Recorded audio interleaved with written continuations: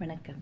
கேள்வி அதிகாரத்தின் 5வது குறள் நாம் இன்று பார்க்க இருக்கிறோம். இதில் ஒரு ஊன்றுகோலை பற்றி அதை கேள்வியோடு தொடர்பு படுத்தி வள்ளுவர் நமக்கு கூறுகிறார். ஊன்றுகோல் என்பது நாம் எங்கேயாவது பயணம் போகிறோம், மலைப்பாதை பயணம்னு வச்சுக்கோங்களேன். அதற்கு தகுந்த உடைகள் அணிந்து கொள்வோம், அதற்கு தகுந்த காலணிகள் அணிந்து கொள்வோம், அதற்கு தகுந்த ஊன்றுகோல் நாம் கண்டிப்பாக எடுத்து செல்ல வேண்டும். மலைன்னா அப்படியே ஈஸியாக ஏறிட முடியாது. வளைவு நெளிவுகள் இருக்கும், கரடு முரடாக இருக்கும், வழுக்கும், எல்லாமே இருக்கும். அப்போ அதிலிருந்து நம்மை பாதுகாத்து கொள்வதற்காக இது அத்தனையும் நம்ம செஞ்சுட்டு போவோம். குறிப்பாக ஊன்றுகோலை எடுத்துக்கொள்வோம். அதே போல் கால் இல்லாதவர்கள் அல்லது நடக்கவே முடியாதவர்கள் கண்டிப்பாக ஊன்றுகோலை பயன்படுத்துவார்கள்.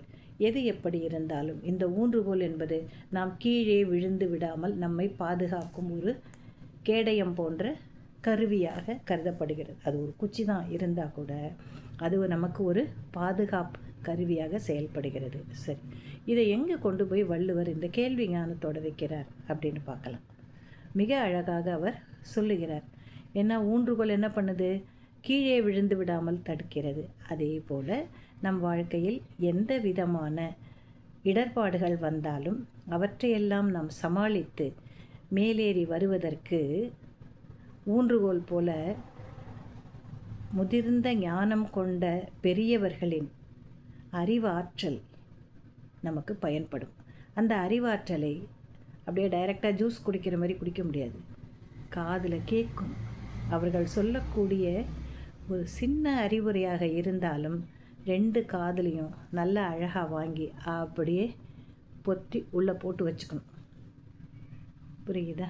அப்போ என்ன, அந்த சொற்கள், அதன் வலிமை நாம் வாழ்க்கையில் கீழே விழுந்து விடாமல் சறுக்கி விடாமல் இருப்பதற்கு ஊன்றுகோலை போல அந்த நேரத்தில் நமக்கு பயன் கொடுக்கும் என்பதில் எந்த சந்தேகமும் கிடையாது. இந்த குறளுக்கு நாம் போகலாம். இழுக்கல் உடையுழி ஊன்றுகோலற்றே,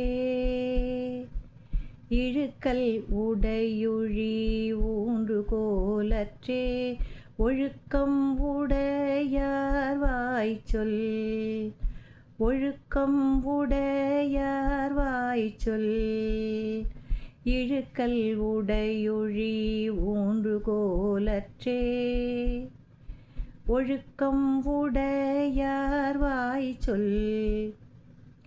ஒழுக்கம் உடையார் என்றால் மிகுந்த நெறிமுறைகள், ஒழுக்க நெறிமுறைகள், அறநெறிகளை கடைபிடிக்கக்கூடியவர்கள் எப்படி இருப்பார்கள்? பெரும்பாலும் கல்வியாளர்கள். ஏன்னா ஒழுக்கம் விழுப்பம் தரலான் ஒழுக்கம் உயிரினும் ஓம்பப்படும்னு வள்ளுவர் சொல்கிறார். மிகச்சிறந்த கற்ற அறிஞர் பெருமக்கள் அந்த ஒழுக்கம் என்று சொல்லக்கூடிய விதிகளுக்குள்ளேயே தன்னை உட்படுத்தி வாழ்க்கையை நடத்தி வருவார்கள். அவர்கள் கூறக்கூடிய அரிய கருத்துக்களை நாம் நமது செவிகளில் கேட்டு உள்வாங்கி கொண்டு வைத்து கொண்டோமானால் நமது வாழ்க்கையில் எந்த இடர்பாடுகள் வந்தாலும் நாம் கீழே விழுந்து விடாமல், வழுக்கி விழாமல், ஊன்றுகோல் போல அந்த சொற்களின் பொருள் அதனை நாம் உணரும்பொழுது நம்மை வந்து சேரும். நாம் எந்த காலத்திலும் கீழே விழுந்து விட மாட்டோம்.